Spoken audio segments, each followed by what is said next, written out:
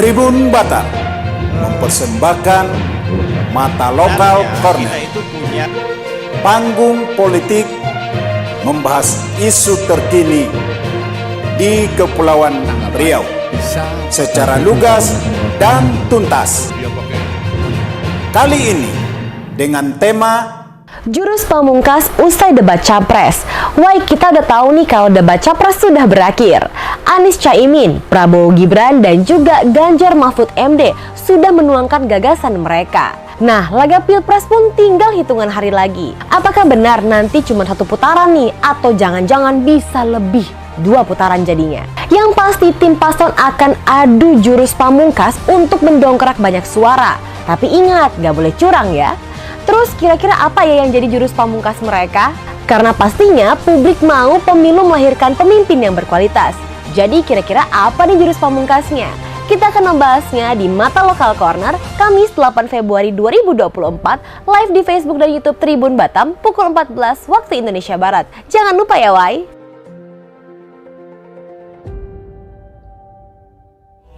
dari Studio 1 Tribun Batam. Inilah Mata Lokal Corner. Kita sambut moderator kita, Agus Triharsanto.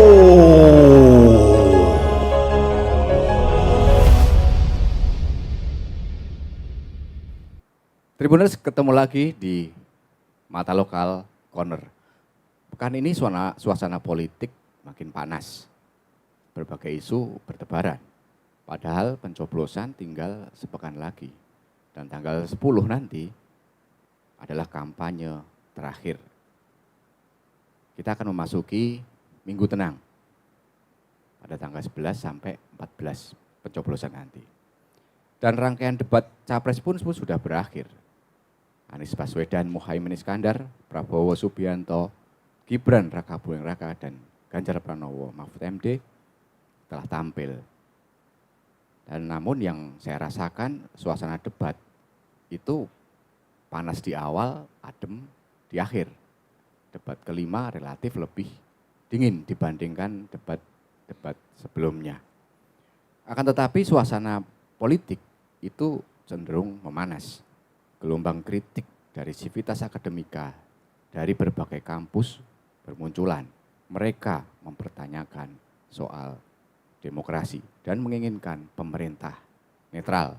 Meskipun Presiden Jokowi sudah menyatakan bahwa tidak akan kampanye. Akan tetapi respon juga sangat beragam mengenai hal itu. Dalam kontestasi tentu saja akan ada yang menang dan akan ada yang kalah. Pertanyaannya, siapa yang akan tumbang? Dan rasanya sisa waktu ini paslon akan menggunakan jurus pamungkas untuk keluar sebagai pemenang. Oleh karena itu, MLC kali ini dengan judul Jurus Pamungkas Usai Debat Capres. Telah hadir narasumber di studio 1 Tribun Batam. Siapa saja, kita simak tayangan berikut.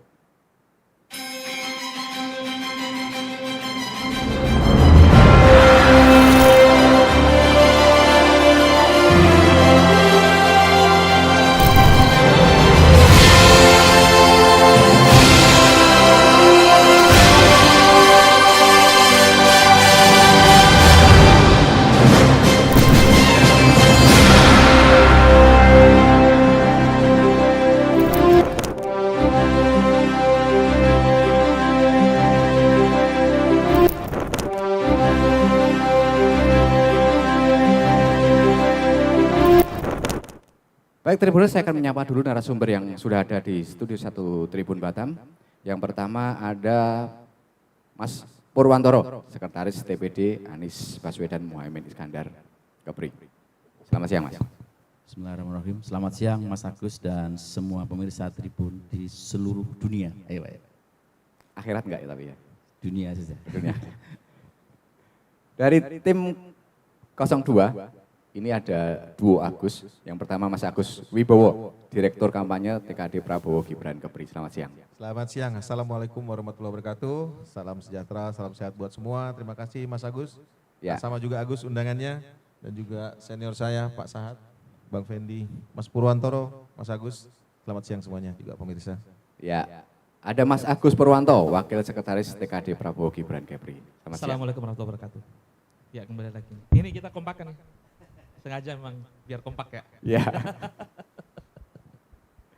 Ada Pak Saad Sianturi dari TKD Ganjar Pranowo Mahfud MD. Selamat siang, Pak. Selamat siang, Pak Agus. Selamat siang buat kita semua. Para pemirsa, selamat siang juga buat kita semuanya. Salam sehat, salam hormat. Terima kasih. Ya. Ada Bang Fendi Hidayat, dosen informatika dan komunikasi Uniba. Selamat siang, Pak. Selamat siang Mas Agus, selamat siang Bang Pur, Mas Agus yang dua, dan senior kami Pak Sahat, dan selamat siang untuk seluruh Tribuners yang ada di seluruh dunia. Ya. Terima kasih. Baik, sebenarnya kami juga mengundang Bang Makmur Susanto, Ketua Banteng Muda Indonesia Kepri, tapi karena mendadak beliau ada agenda, jadi tidak bisa hadir. Dan MLC kali ini sengaja memang kita mengundang masing-masing dua perwakilan dari masing-masing paslon. Baik, Tribuners, saya akan membuka dialog kita dengan sebuah pantun. Paling seger minum es, beli roti di warung Pak Bokir. Usai sudah debat capres, panas di awal, adem di akhir. Baik, kita sebenarnya akan mengulas dulu, mereview dulu mengenai debat kelima. Jadi bisa ditampilkan hasil dari ini dari survei Kompas. Ya, ini adalah penilaian scoring dari Kompas itu masing-masing paslon atau Pak Anies Baswedan, Prabowo Subianto dan Ganjar Pranowo di debat pertama, ketiga dan kelima. Jadi Pak Anies ada rata-rata nilai itu 7,2 di debat pertama, 7,5 dan 7,6 debat ke-5. Trennya cenderung naik. Pak Prabowo Subianto trennya naik juga, yang pertama 6,6, 7,0 dan 7,1. Sementara Pak Ganjar trennya turun dari 7,0, 7,5 dan 7,3. Sekali lagi ini bukan elektabilitas tapi scoring penilaian dari debat pertama, ketiga dan kelima. Saya mau urut absen dulu dari Mas Pur dulu. Siap Mas Agus. Ya, melihat tadi hasil dan rasanya kok ada saya sedikit mengganjal terhadap performa Pak Anies kemarin. Kok mendadak adem, enggak menyerang. Itu strategi atau apa sebenarnya? Kalau melihat scoring, saya bisa melihat Pak Anies ada yang hampir menyentuh angka 8 ya. Sementara yang lain agak jauh di bawah, rata-rata 7. Mungkin terima kasih kepada Kompas yang sudah memberikan informasi itu. Kalau terkait pertanyaan awalnya panas terus akhirnya adem, saya melihat tidak masalah dan terletak pada adem panas ya. Ya. Terletak di substansi diskusi. Diskusi yang dibawakan oleh kandidat kami Pak Anies itu cukup memberikan edukasi maksud saya kepada seluruh bangsa Indonesia. Bahkan ada yang bilang bahwa yang disampaikan Pak Anies itu semacam bukan kampanye, tapi menunaikan Undang-Undang Dasar 45 mencerdaskan kehidupan bangsa. Jadi tidak membawa misi ingin dipilih, tetapi secara umum yang dilakukan beliau adalah mencerdaskan kehidupan bangsa. Jadi sangat sudah sesuai lah. Ya. Jadi terminologi panas adem itu menurut saya itu kan terminologi dari pers ya. Tapi justru yang di luaran saya menangkap ini konstelasinya makin dinamis ya.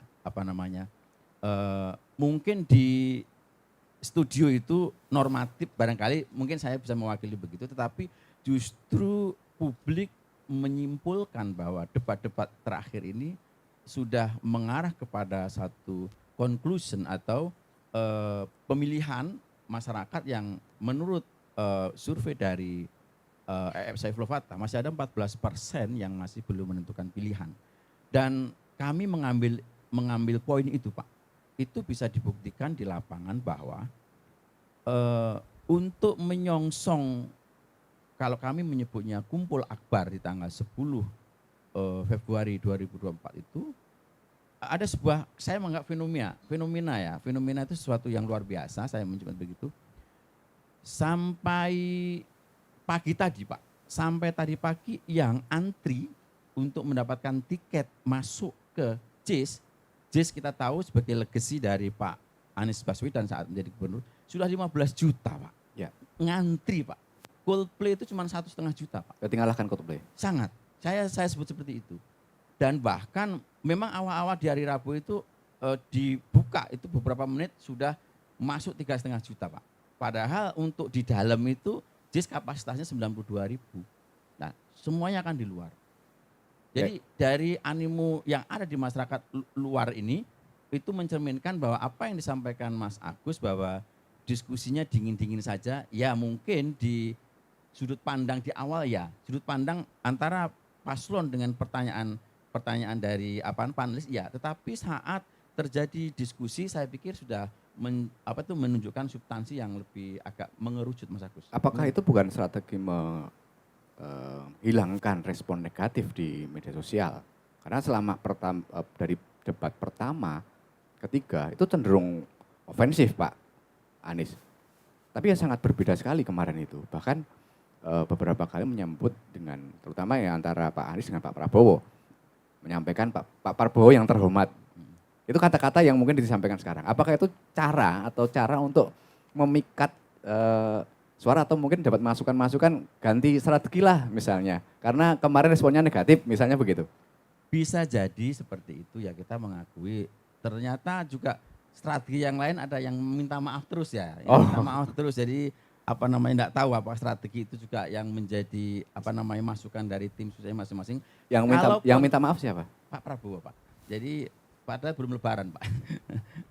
Jadi konteksnya begini Mas Agus, tentu kalau strategi itu pasti ada ya. Ya. Mungkin kalau kita menganalogikan dengan sepak bola, ini injury time nih. Oke, barangkali semua ingin safety playing ya, barangkali seperti itu. Itu pun enggak kita tampil karena memang kondisi saat ini mending sudah ke arah kemarin kita berjibaku, oke lah sekarang ini kita bersaudara, kita sesama anak bangsa, ayo tidak kita sudah selesai memberikan visi misi meskipun di luaran masih juga terjadi kampanye. Tetapi dalam konteks kampanye resmi yang disampaikan oleh KPU, oke, satu sepakat antara 1, 2, 3 satu sepakat nampaknya.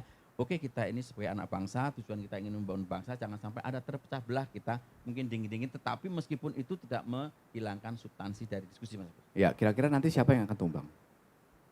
Kalau yang akan tumbang saya tidak tahu, yang jelas 01 ini masih berpikir antara 1 putaran atau 2 putaran Pak. Jadi bisa jadi Pak, coba bayangkan Bapak ya, kalau ingin ikut kampanye saja ngantri 15 juta Pak di Jakarta Pak.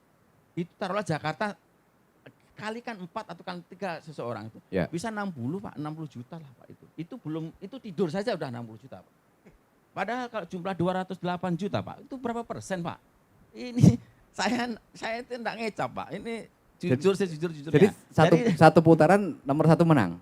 Saya terkaget-kaget itu terjadi. Oh. Mungkin itu. Iya. Bukan. Sorry Mas Agus ya. Ini jurus terakhir juga loh Mas Agus. Ini jurus terakhir juga. Boleh kan? Boleh. Kalau 2 putaran, siapa yang akan masuk? Kalau 2 putaran yang jelas kami masuk. Masuk ya? Ya. Pilih lawan nomor 3 atau nomor 2? Silakan shoot aja Pak. Kita enggak terlalu memikirkan ke depan, yang jelas kita berpikir insya Allah nanti Pak Mus akan sepakat dari PKS, itu pasti kita dari kan indikatornya ada Pak. Masa yang nggak ada indikator masuk ke putaran 2 Pak?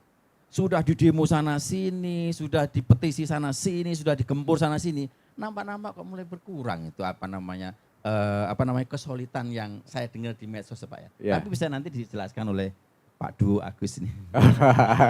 Ya udah, saya ke Mas Agus dulu. Ya, silakan. Mas Agus Wibowo dulu, silakan. Baik, kalau saya melihat mencermati dari hasil debat terakhir kemarin, saya pikir ini adalah puncak dari diskusi dan perdebatan selama ini yang terjadi pada debat-debat sebelumnya. Jadi kalau kita melihat di debat terakhir itu, kita melihat bagaimana seorang patriot, seorang Prabowo Subianto itu bisa menunjukkan seorang patriot yang memang tulus kepada bangsa dan negara.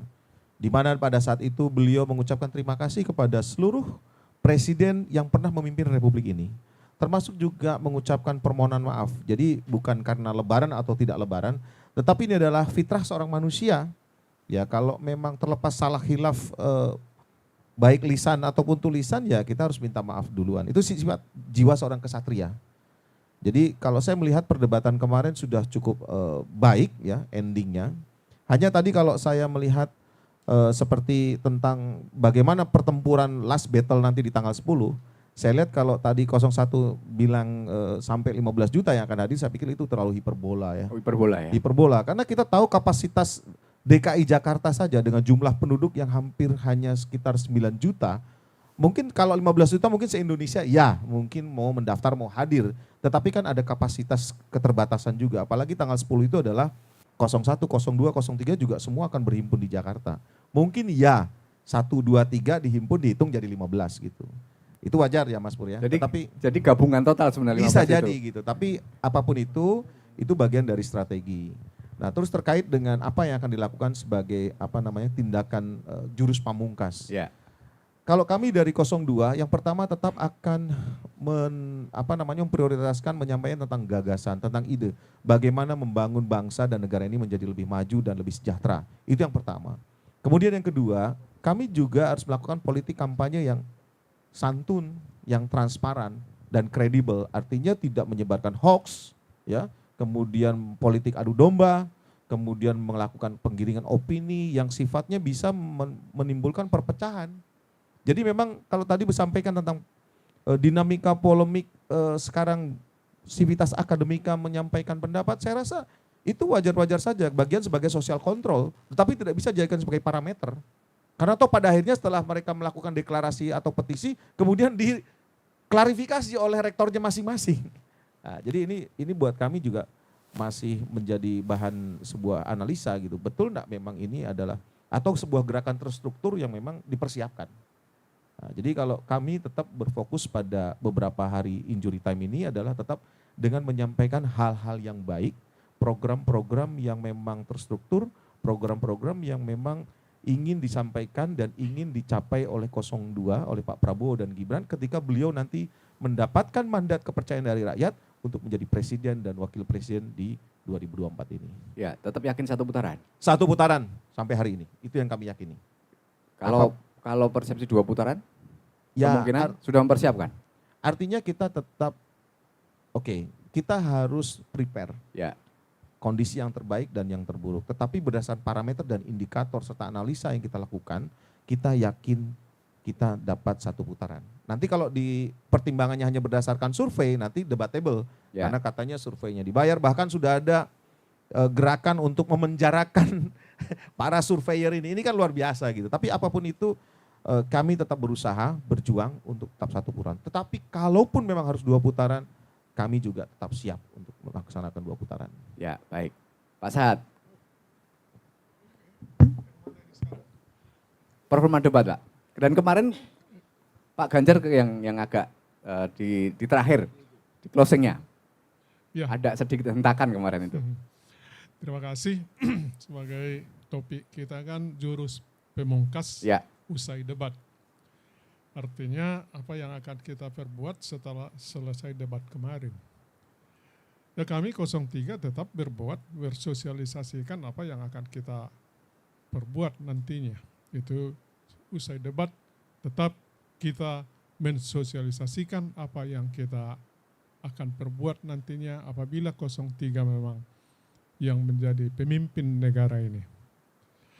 Khusus mengenai debat tadi di awal panas itu sebetulnya relatif.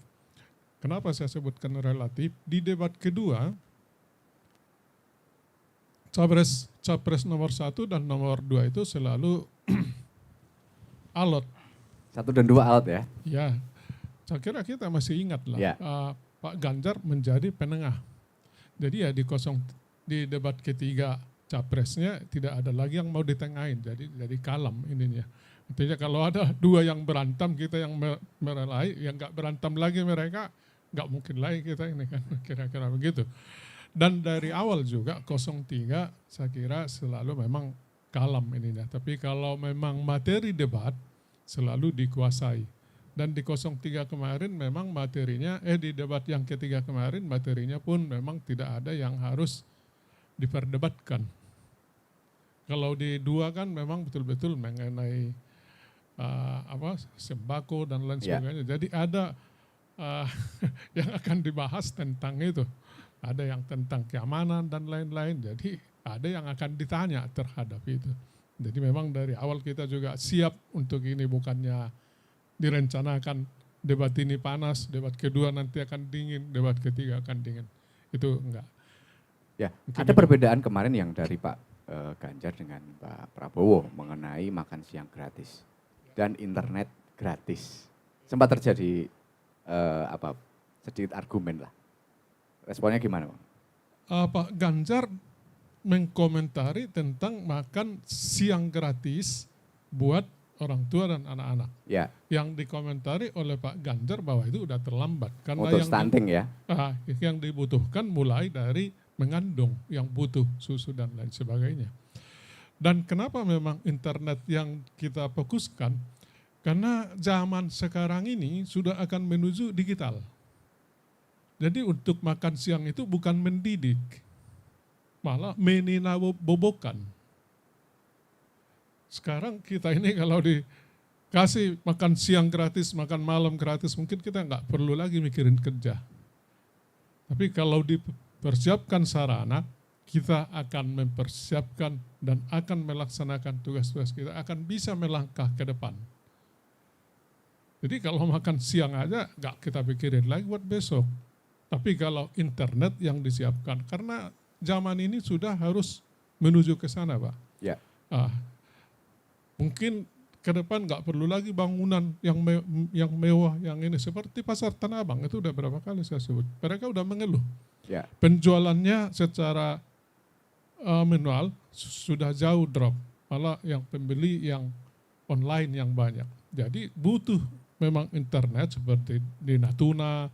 Saat ini untuk pemilu, ada beberapa TPS di Anambas itu blank spot. Jadi berarti di sana pun butuh sarana tentang internet itu. Mungkin itu mengenai internet Ya. dan makan siang. Pertanyaannya sama sekali tadi, Pak. Sama nomor 1, nomor 2. Kira-kira siapa yang akan tumbang, Pak? Yang akan tumbang di antara 1 dan 2. Dua-duanya tumbang menurut kita. Karena kita yang akan pemenang. Enggak mungkin aku bilang kami yang tumbang. Ngapain capek-capek? 03 pemenang, yang lainnya tumbang. 1 putaran, 2 putaran? 1 putaran. 1 putaran. Ya. Dan sekarang kita lihat perkembangan situasional, Ya. hampir, udah lebih dari 30, bukan hampir, universitas menyatakan pendapatnya. Betul. Kalau ada Lebih yang dari bilang 100 sekarang, Pak. sudah di atas 100, yaitu kenapa ada perubahan seperti ini? Dan ada yang menyebutkan itu direkayasa, di ini segala macam. Apakah para profesor bisa diarahkan seperti itu? Dan kira-kira yang mengarahkan siapa? Yang tidak punya senjata kayak kami ini malah bisa untuk mengarahkan dosen-dosen itu, profesor, guru besar. Kira-kira begitu, Pak, tentang itu. 100, mungkin hari ini akan nambah lagi. Ya. Dan mungkin sebelum hari H akan lebih besar lagi. Kalau kita lihat grafiknya, bukan saya menginginkan seperti itu, tapi kalau kita lihat grafiknya tiap hari bertambah, itu maksud saya. Ya, kira-kira yang menjadi pokok itu kan keluhan mengenai demokrasi dan menginginkan pemilu yang adil dari mereka. Lah pandangan dari PDIP gimana mengenai keluhan mereka? Dari mereka ini maksudnya para Civitas Akademika. Oke. Karena memang sudah dirasakan, bukan hanya di hari hanya yang perlu adil. Mulai sekarang juga, apakah pantas kepala negara membagikan sembako di pinggir jalan? Dan di istana begitu mewah. Lewat depan istana itu kan selama ini harus mobil yang mewah yang segala macam. Tapi karena mau pilpres, tukang ojek pengen disuruh ke situ untuk mengambil sembako. Bagaimana lagi marwah istana itu? Untuk itulah para... Tapi kan nggak ada pengarahan dukungan, Pak.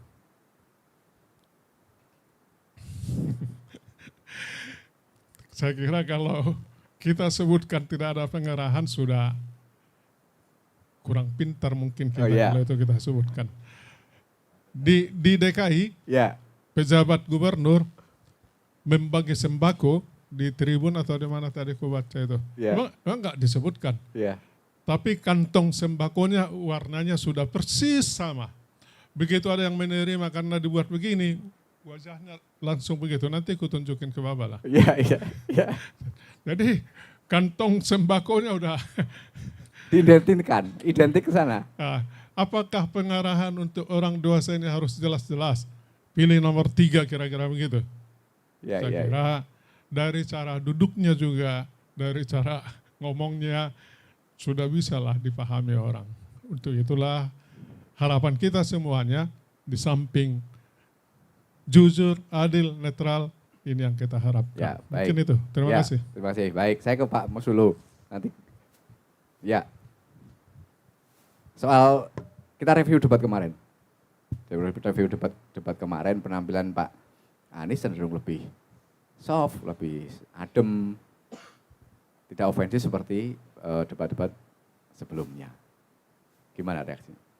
Ya, makasih Mas. Yang namanya debat itu biasa saling nyerang. Kalau sudah kalau kita pernah menjadi seorang mahasiswa dan di situ pasti ada, apalagi orang hukum. Nah, itu kan debat itu dilombakan. Nah, pada posisi bersamaan, apabila kita memahami debat itu diambil sepotong-sepotong hanya untuk elektoral, ya tentu ini yang kadang kita perlu edukasi semua. Saling serang, saling bagi saya nggak masalah. Itulah nanti masyarakat akan menilai dari kapabilitas seluruh calon yang ada. Karena di situ nanti debat ini kan sebenarnya untuk memberitahu ke masyarakat seberapa kemampuan calon presiden kita dalam mengelola masalah. Pertama memang ya harus dibicarakan dulu, baru implementasi, kan seperti itu.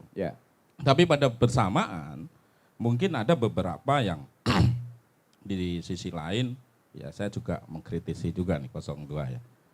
Bagaimana menyampaikan permintaan maaf tapi berikutnya kampanye di Manado masih juga menyampaikan hal yang lain kan gitu. Artinya lip service yang saya anggap permintaan maafan itu hanya sekedar saya anggap elektoral juga gitu loh. Waktu permintaan maaf itu? Ya di debat itu minta maaf. Berikutnya kampanye di Manado nyerang lagi kan gitu. Artinya fair. Kalau kami menganggap namanya ini mau pemilu ya silakan. Kalau itu fakta dan fakta pada posisi bersamaan. Tapi pada hari ini kami karena ini juga mulai masuk last minute, kami ini punya tugas masing-masing. Tugas kami adalah bagaimana di Kepri ini menang, ya tentu fokus kami di Kepri. Kami punya pengalaman di waktu Pilgub kemarin, kami ada beberapa kelemahan di mana posisi kita lemah, di situ yang akan kita selesaikan. Maka pada closing kemarin tentu ini bagian dari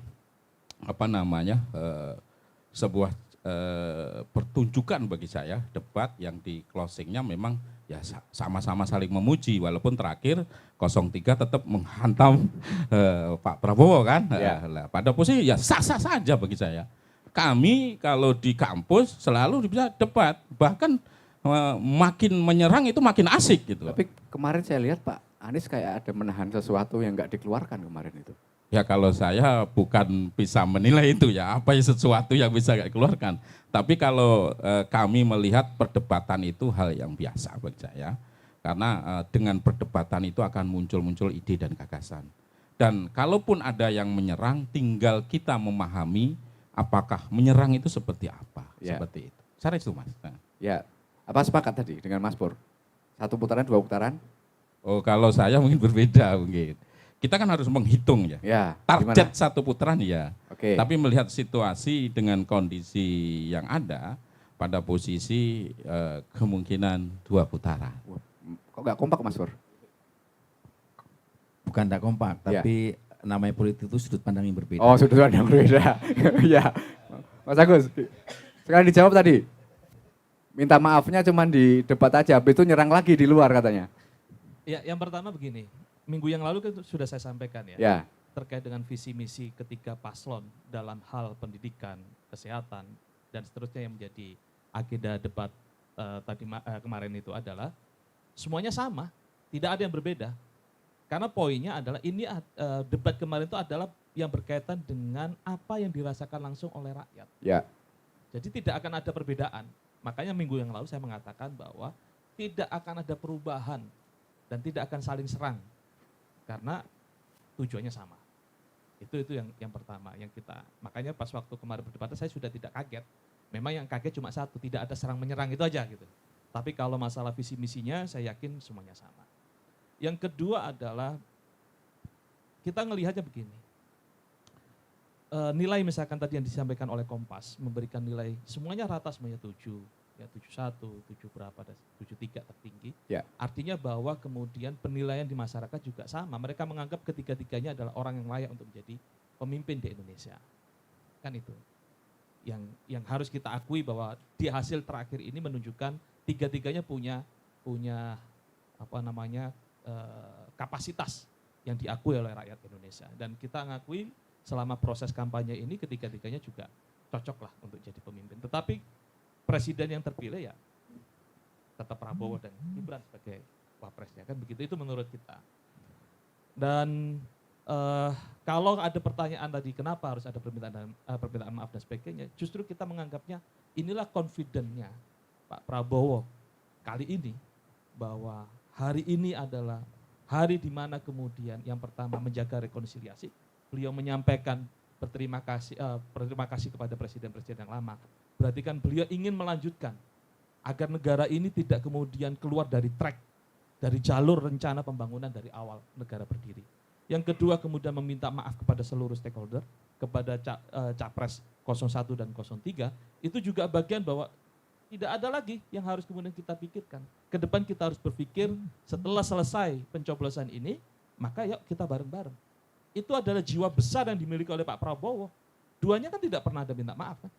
Atau kemudian saling mengapresiasi. Ini adalah jiwa besar, artinya ketika nanti selesai Pilpres dan kemudian Pak Prabowo sebagai presiden, ya ini waktunya rekonsiliasi. Kita ajak 01 dan kita ajak 03 untuk bersama-sama di dalam gerbong untuk membangun Indonesia. Itu pesan yang besar yang disampaikan oleh Pak Prabowo dalam closing statement-nya. Termasuk permintaan maaf kepada seluruh rakyat Indonesia, permintaan maaf kepada penyelenggara pemilu, itu bagian bahwa kontestasi ini jangan sampai memecah belah bangsa kita. Ini kontestasi biasa, pergantian kepemimpinan Indonesia. Tapi yang disampaikan Pak Mus tadi masih nyerang juga. Kalau menyerang itu kan hal yang biasa di dalam tataran untuk mengkonsolidasi bahwa ternyata di sana begitu loh keinginannya. Ternyata yang di sebelah seperti itu. Kita inginnya ini. Itu kan hal yang biasa sebenarnya. Nggak ada bermasalah. Tetapi kita lihat aja, sekarang setelah debat kemarin, adunya itu tidak lagi adu gagasan. Saya yakin tidak ada adu gagasan. Dan itu sudah dibuktikan. Misal, 01 sudah menyatakan bahwa tiket sold out 10 menit setelah dibuka. Ya. Itu kan tidak lagi adu gagasan nih. Tetapi adu pada pengerahan massa. Dan puncak besok tidak akan pernah ada lagi perdebatan substansial terkait dengan visi dan misi. Yang akan ditunjukkan oleh semua paslon adalah apakah di ujung kampanye ini siapa yang akan mengkonsolidasi massa yang paling besar. Cuma itu, nggak ada yang lain. Ya, Pak Mus, jadi nggak apa-apa tadi katanya di luar. Beda, inilah masalah etika. Jadi satukan kata dan perbuatan itu penting. Tidak bisa ditawar-tawar. Artinya saat kita ngomong pada posisi ini. Tapi pada posisi hari ini oke, clear ya. Saya pada posisi ini terus tadi disampaikan selalu saya menolak yang namanya ini hanya estafet kepemimpinan. Ya. Maka nggak perlu ribut. Bro, sekali kami salah. Pertaruhannya adalah masa depan negeri ini. Jangan buat main-main hanya karena kekuasaan. Ya, kita akhirnya menganggap bahwa ini hanya pesta, jadi oke nggak usah ribut, nggak usah apa. Ribut dalam arti kata ide gagasan bagi kita adalah hal yang biasa. Kenapa? Suatu implementasi itu munculnya dari ide gagasan. Kalau tidak ada ide gagasan dulu, nggak mungkin ada yang namanya sebuah implementasi suatu perbuatan. Maka hari ini kami malah ragu. Ragu dalam arti kata, hari ini tadi kan disampaikan beberapa sivitas. Tentu mereka semuanya orang-orang pemikir yang waktu hidupnya mungkin tinggal sebentar lagi. Ya. Tapi masih memikirkan negeri ini. Dan salah satu memang profesor kita juga menyampaikan, lah dia nggak mengharap apa-apa, tapi hari ini dituduh seolah-olah di setting oleh sebuah kekuasaan. Partisan. Partisan. Dia hanya menyampaikan kegelisahan dia sebagai seorang pendidik, sebagai seorang profesor, bahwa ini ada yang salah. Kalau ini mereka nggak bersuara, maka tentunya ini akan menjadi pertanyaan sejarah ke depan. Maka dia menyuarakan itu supaya tercatat dalam sejarah bahwa seluruh sivitas yang beberapa, apalagi sivitas negeri, kalau swasta oke. Kalau dia melawan mungkin ada bantuan yang akan berkurang. Tapi sivitas negeri, dosen-dosennya ASN. Tentu ini ada kegelisahan yang ingin disampaikan ke pemerintah bahwa ada sebuah demokrasi yang arahnya mulai salah. Baik, itu akan kita bahas nanti di sesi kedua. Menjawab pertanyaan bahwa biasa aja kalau di Gorontalo disampaikan akan menyerang lagi. Menjawab pertanyaan tadi, pernyataan.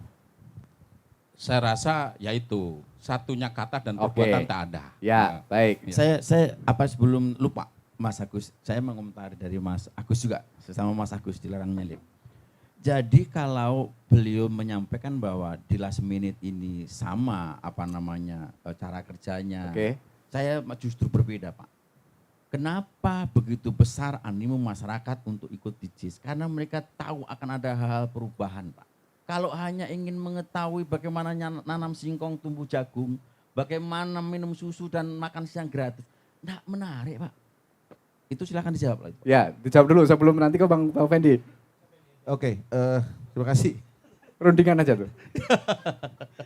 Baik. Jadi kalau tadi menanggapi apa yang disampaikan Bung Mus ya, masalah etika. Jadi kalau kita tahu tentang bagaimana Pak Prabowo menyampaikan gagasan dari awal sampai di debat terakhir. Beliau selalu menjaga, artinya situasi secara psikologis ya. Psikologis kita ketika menyampaikan tentang gagasan, tentang program, berbeda ketika kita berhadapan dengan publik di ruangan terbuka. Artinya psikologi massa itu memang perlu dibangun. Gitu. Jadi ketika misalnya beliau menyampaikan sesuatu yang mungkin lebih secara emosional, itu tidak lebih dari gaya dan pola bagaimana pola komunikasi untuk meyakinkan kepada konstituen untuk memilih. Nah, terus kemudian terkait tadi tentang bagaimana gelombang protes atau gelombang petisi dari sivitas akademik. Nanti akan kita ulas setelah ini. Kita akan perdalam soal itu, sekaligus dinamika perpolitikan yang ada. Mengenai debat dulu yang kemarin, ada yang mau disampaikan lagi?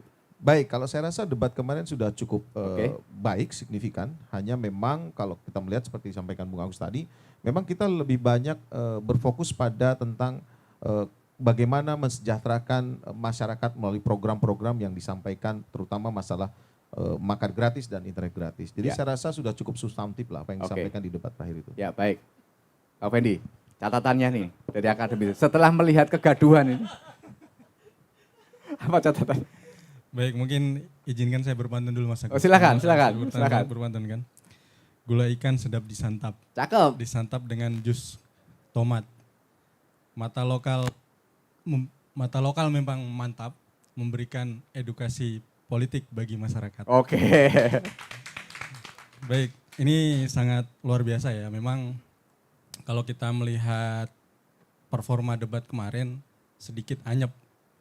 Jadi bahkan dari beberapa diskusi itu menganggap itu bukan debat, tapi diskusi kelompok. Diskusi kelompok? Iya, itu. Dan sebagian juga ada yang bilang ini hanya konsolidasi di kedai kopi ini, seperti itu kan.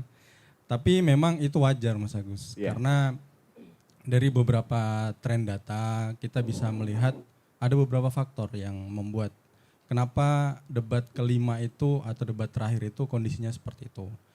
Kalau kita melihat tren data, pasti masing-masing paslon sudah membaca data itu dan akhirnya membuat strategi supaya aman. Kita melihat bagaimana ternyata kultur debat itu, meskipun sebagaimana disampaikan Pak Mus tadi bahwa yang namanya dialektika itu biasa serang menyerang, tetapi kultur kita di Indonesia, dialektika itu tetap harus berbasis etik, gitu. Tidak bisa saling serang secara tajam. Karena ketika hal itu dilakukan, beberapa debat sebelumnya ternyata berdampak kepada turunnya elektabilitas calon yang melakukan serangan. Respon negatif. Respon negatif di masyarakat. Kenapa? Memang pada saat debat, yang melakukan serangan itu merasa menang. Timnya juga merasa menang. Tetapi ada kejadian pasca debat. Ya. Yang mana ternyata tren hari ini dengan teknologi yang ada, potongan-potongan debat itu dijadikan bahan untuk melakukan menarik simpati masyarakat di Indonesia. Apalagi kultur masyarakat di Indonesia ini sangat melodramatik. Sehingga mereka sangat menyukai hal-hal yang melo, hal-hal yang merasa Terenyuh ya. terenyuh gitu. Terzolimi. Gitu, terzolimi gitu. Kita juga bisa melihat bagaimana tren beberapa pimpinan kita, pemimpin bangsa yang menggunakan strategi seperti itu. Lalu yang berikutnya, ternyata kalau dilihat debat ini penontonnya itu sudah beriman semua. Artinya para penonton debat ini rata-rata adalah sudah menentukan pilihannya. Dan dari masyarakat Indonesia ternyata penonton debat ini hanya kurang lebih 42%. Ya. Yang mana mereka hampir sudah menentukan pilihannya. Sehingga debat itu ya yang menonton orang-orang para pendukungnya. Dan dari seluruh paling yang disasar berikutnya adalah undecided voter. Sebagaimana tadi Mas Pur sampaikan, kalau data Mas Pur kan sekitar 15 atau 16% dari, dan kalau kita rata-ratakan dari data yang ada itu kan undecided voter itu kan atau pemilih yang belum menentukan pilihannya itu kan hanya sekitar 6-10%. Dan dari 6-10% itu pun hanya setengahnya saja yang menonton debat seperti itu. Sehingga mau tidak mau, suka tidak suka, strategi aman harus dilakukan untuk menampilkan bahwa jangan sampai ada kesalahan di akhir-akhir kampanye seperti itu. Kemudian yang berikutnya adalah sebagaimana tadi disampaikan oleh Mas Agus bahwa memang tema debat hari ini juga sulit untuk melakukan pembeda gitu. Karena bukan suatu hal yang ideologis dan ini adalah kebutuhan masyarakat yang akan menjadi blunder kalau dia melakukan pembedaan yang sangat signifikan. Pada akhirnya sebagaimana kalau kita menyimak, pada akhirnya perbedaannya hanya pada sisi cara, bukan pada sisi programnya gitu. Sehingga memang strategi inilah yang memang sengaja sepertinya dipilih oleh masing-masing tim kandidat untuk disampaikan kepada capresnya, dan performa yang ditampilkan pada akhirnya adalah kandidat ingin menampilkan sisi kebangsawanannya, sisi kenegaraannya, bahwa mereka ingin menampilkan bahwa mereka adalah memang putra-putra terbaik bangsa yang memang layak untuk menjadi pemimpin negara ini. Mungkin itu Mas Agus. Ya, artinya seberapa besar itu bisa pengaruh, bisa menahan suara yang tadi bisa menggerus. Jadi memang kalau kita melihat juga dari rilis Kompas itu, hampir 88% itu pemilih tidak akan merubah keimanannya, Mas. Betul. Ya. Jadi memang paling ya sebisa mungkin mereka akan memaksimalkan potongan-potongan debat untuk menarik undecided voter itu yang 6-10% dan hanya setengahnya yang menonton, dan itu pun masyarakat wilayah perkotaan yang dia memiliki akses informasi yang luas sehingga mereka akan cenderung memilih pada saat hari H dan masih melihat kondisi terkini seperti apa. Makanya kalau tadi masing-masing menyampaikan bahwa pada tanggal 10 ini kita akan melihat show of force masing-masing dari para capres dan cawapres gitu. Sebagaimana misalnya di 01 akan show off untuk di JIS dari pagi sampai siang, kemudian yang 02 dari siang sampai sore di GBK, lalu 03 yang sebisa mungkin menyiram bagaimana Jawa Tengah tetap menjadi kandang bantengnya, karena tidak bisa dipungkiri beberapa waktu lalu manuver dari 02 itu seolah-olah ingin menguasai Jawa Tengah dan Jawa Timur, dan itu sebisa mungkin ingin dilakukan oleh 03 untuk di Jawa Tengah. Seperti itu Mas Agus. Ya, berarti mengenai pasca, pola komunikasi apa yang akan kira-kira akan dilakukan oleh pasangan? Kalau kita melihat ini akan dibuat seperti bandwagon effect gitu. Jadi masing-masing kandidat akan menunjukkan powernya bahwa kamilah pemilik massa terbesar, dan diharapkan itu bisa menarik orang, wah semakin besar masanya mereka berpikir ini adalah calon yang memiliki peluang menang lebih besar. Tetapi tidak bisa dipungkiri sebagaimana tadi disampaikan, ini kan hanya perebutan 6-10%. Oke. Yang itu pun juga masih melihat kondisi-kondisi seperti yang terjadi, bagaimana dinamika di akar rumput seperti apa, kemudian bagaimana strategi kampanye masing-masing calon yang akan mereka lakukan dan sebagainya. Jadi intinya perubahan itu bisa terjadi jika ada momentum yang tepat, seperti itu. Ya,